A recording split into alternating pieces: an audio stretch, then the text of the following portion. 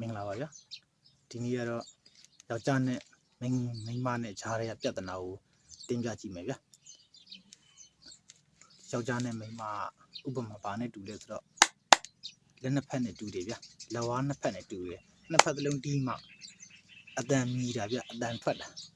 နောက်တစ်ခုကြံသေးတယ်ယောက်ျားနဲ့မိန်းမဒီလိုလက်ညှိုးနှစ်ချောင်းနဲ့တူတယ်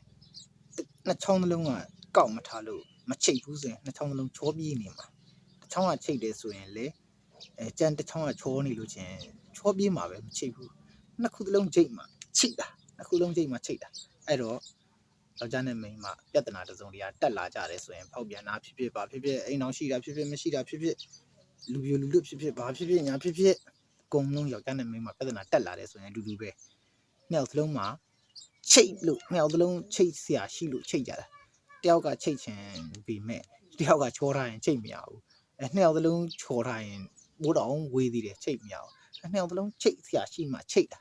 အဲ့တော့ယောက်ျားနဲ့မိန်းမကလက်ခုပ်နှစ်ဖက်နဲ့တူတယ်နှစ်ဖက်သလုံးတီးမှအတန်ထွက်တာမြည်တာ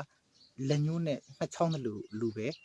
ချိတ်ဆရာရှိမှချိတ်တာချောထားရင်ချိတ်ဆရာအကြောင်းမရှိဘူးအဲ့တော့ယောက်ျားနဲ့မိန်းမပြဿနာတစ်စုံတရာတက်လာရင်ယောက်ျားလည်းအပြစ်မပြောပါနဲ့မိန်းမလည်းအပြစ်မပြောပါနဲ့နှစ်ယောက်စလုံးမှာအပြစ်ရှိပါတယ်လို့အဲ့ဒါလေးတင်ပြကြည့်တာဟုတ်မဟုတ်ကွန်မန့်မှာဆွေးနွေးတော့ကြအောင်ဗျာဟုတ်ကဲ့ဒါပါပဲဗျာ